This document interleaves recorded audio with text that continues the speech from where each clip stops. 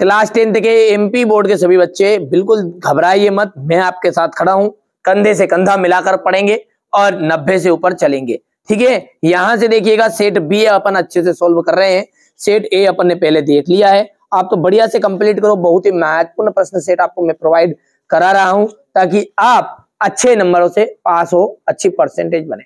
विभवांतर का जो मात्रक है वो है वोल्ट मीटर। पादप में जाइलम उत्तरदायी होता है जल के वहन के लिए। ठीक है, दो तंत्रिकाओं के मध्य खाली स्थान को हम कहते हैं सिनेप्स। नर युग्मक और मादा युग्मक में संलयन की जो क्रिया है उसको कहा जाती है तो निषेचन कहलाती है। विद्युत धारा का एसआई मात्रक जो है वो एम्पियर है और पारितंत्र में ऊर्जा का प्रवाह सदैव एक देशिक रहेगा। इसके बाद में यहाँ से आप स्क्रीनशॉट ले लीजिए। वे अभिक्रिया जिनमें उत्पाद के निर्माण के साथ साथ उष्मा भी उत्पन्न होती है, उष्माक्षेपी अभिक्रिया कहलाती है। जब एक जल एक क्या है, उदासीन ऑक्साइड है। धातुएं प्रायः उष्मा और विद्युत की सुचालक होती है। पौधों में केवल रासायनिक समन्वय होता है। मादा और गर्भस्थ शिशुओं के बीच जैविक संबंध स्थापित करने वाला ऊतक प्लेसेंटा कहलाता है। मेंडल ने वंशानुगति के नियमों का प्रतिपादन किया। ठीक है भैया, यहां से देखिए ये क्वेश्चन नंबर आपका 2 है और बढ़िया से आप तो कंप्लीट करिए, बढ़िया से मेहनत करिए। आपको अच्छे अंक प्राप्त कराने के लिए मैं आपके साथ हमेशा तैयार हूँ। चलिए तो आगे बढ़ते हैं। विद्युत की सुचालक आधातु का नाम बताना है। देखिए आधातु पूछा है, धातु नहीं पूछा है ना। तो एसी विद्युत की सुचालक आधातु है आपकी ग्रेफाइट। क्या है? ग्रेफाइट। दूसरा है आपका रक्त का थक्का बनना। रक्त का थक्का बनना ये किसके लिए कौन उत्तरदायी होता है? प्लेटलेट्स इसका उत्तरदायी होता है। स्वपरागन हमारा द्विलिंगी पुष्पों में ही होता है, एक लिंगी पुष्पों में पर परागन होता है। लिंग गुणसूत्र, लिंग गुणसूत्र जो है लिंग निर्धारण के लिए उत्तरदायी होते हैं। उत्तल दर्पण, उत्तल दर्पण पश्य दृश्य दर्पण के रूप में जिसको वरीयता मिलती है। जरा दूरदर्शिता द्विफोक्सी लेंस। हो गया इतना। चलिए तो आगे बढ़ते हैं और अगला देखिए यहां से। ठीक है भैया, आप तो बढ़िया से कंप्लीट करना, अच्छे से तैयारी करना है ना भैया। चलिए आगे बढ़ते हैं और अब है आपका एक वाक्य में उत्तर। जब किसी यौगिक से ऑक्सीजन संयुक्त होती है तब वहां अभिक्रिया क्या कहलाती है? ग्रेफाइट। सॉरी, जब कोई यौगिक से ऑक्सीजन संयुक्त होगी तो उसे हम कहेंगे अपचयन। और उपचयन कैसे कहेंगे? जब ऑक्सीजन का ह्रास, ऑक्सीजन का ह्रास जब होगा ना तो वो उपचयन कहलाएगी। पारे की मिश्र धातु क्या कहलाती है? पारे की मिश्र धातु कहलाएगी अमलगम। ठीक है भैया। तो मनुष्य में आयोडीन की कमी से होने वाला रोग घेंगा। पराग कोश से पराग कणों का वर्तिकाग्र तक पहुंचने की जो घटना है उसे हम परागन कहते हैं। परागन। ठीक है। लेंस की क्षमता के लिए सूत्र तथा मात्रक भी लिखिए।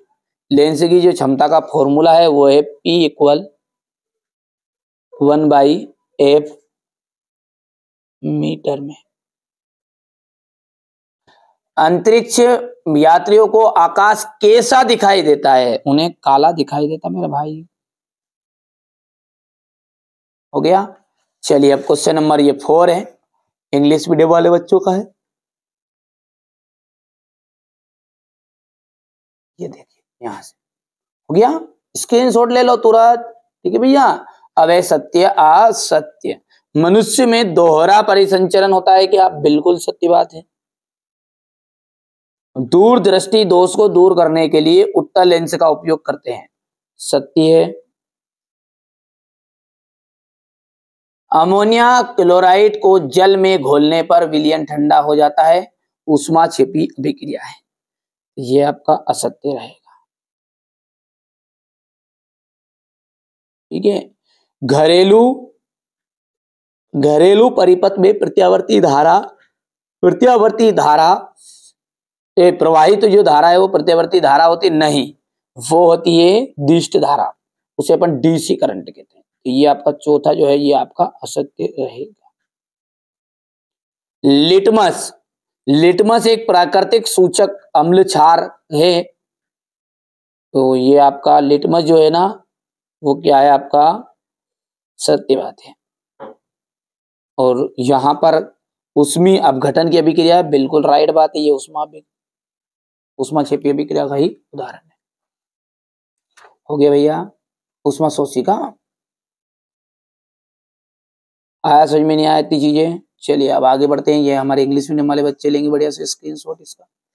अब क्वेश्चन नंबर जो आपका 6 है, यहां से आपके 2-2 नंबर के क्वेश्चन शुरू होंगे और ये क्वेश्चन का सॉल्यूशन मैं आपको अगले वीडियो में दूंगा, क्योंकि कल तक बच्चे कोचिंग में है ना। देखिए ये कोचिंग है अपनी, इसका रिजल्ट देख लीजिएगा, गए साल का रिजल्ट है। आप यदि चाहते हो कि ऐसे ही आपको नंबर आए तो जो बता रहा हूं ना उसको आप कंप्लीट करो। ABCDEF 6 पेपर आपको दे रहा हूं। मेरी इच्छा ये है कि अब की बार 90 के पार, ठीक है। तो अब की बार मोदी नहीं, अब की बार 90 के पार करना है अपने को, है ना भैया। अपन क्योंकि 10th में है, अपने को 10th से मतलब है। यहां से देखिए, ठीक है, ये देखिए है ना, ये 80%, 90%। यदि आप 80% चाहते हो तो 4 पेपर करना है, और यदि आप 90 से ऊपर जाते हो 96, 97, 98 तो आपको 6 पेपर करने पड़ेंगे। बढ़िया, भले आप अलग से पढ़ो, इंपोर्टेंट पढ़ के समझ लो, मैं कह रहा हूं जो कर लो बस, ठीक है। पर यहां से देखिएगा बढ़िया से इसका सॉल्यूशन आपको मैं कल कोचिंग में जो उनको भी कवर करवा रहा हूँ, जो उनको पढ़ बता रहा हूँ वही आपको, ठीक है। तो वो जैसे कवर कर लेंगे मैं आपको उसका PDF आपको प्रोवाइड करा दूंगा, है ना। ध्वनिक सोनोरस किन्हें कहते हैं, उदाहरण दीजिएगा। आयनिक यौगिकों के गलनांक उच्च क्यों होते हैं?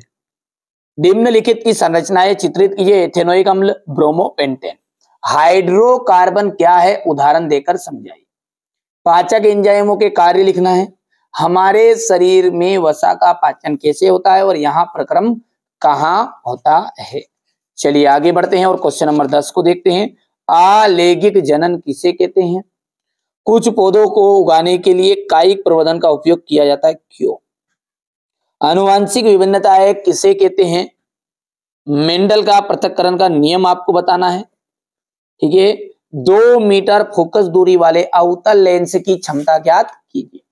हीरे का अपवर्तनांक 2.42 है। इस कथन से का क्या अभिप्राय है? अवतल दर्पण की मुख्य फोकस की परिभाषा आपको बतानी है। परावर्तन के नियम आपको बताने हैं। चालक के प्रतिरोध को प्रभावित करने वाले 2 कारकों के नाम बताइए, ठीक है। ओम के नियम को समझाइए, हो गया। इसके बाद में है यहां से फ्लेमिंग के वाम हस्त के नियम को लिखना है। फ्यूज तार क्या है, इसका उपयोग क्यों किया जाता है? अपवर्तनांक से आप क्या समझते हैं? गोली दर्पण की वक्रता त्रिज्या को परिभाषित करना है। पारिस्थितिकी क्या है, पारिस्थितिक तंत्र के प्रमुख घटक कौन कौन से हैं? आहार जाल या आहार श्रृंखला में अंतर बताइए। रासायनिक समीकरण से आप क्या समझते हैं? किसी संतुलित रासायनिक समीकरण का उदाहरण दीजिए। वियोजन अभिक्रिया को संयोजन अभिक्रिया के विपरीत क्यों कहा जाता है? समीकरण देना है। प्रत्यावर्ती चाप का आपको नामांकित चित्र बनाना है, ठीक है। चलिए और आगे बढ़ते हैं। तो अगला जो है ये है आपका 3 पादप हार्मोन्स के नाम और कार्य। ये सारे क्वेश्चन का सॉल्यूशन मैं आपको अगले ही वीडियो में देने वाला हूं। बढ़िया से आप कंप्लीट करेगा। अच्छा उसकी लिंक कहाँ मिलेगी आपको?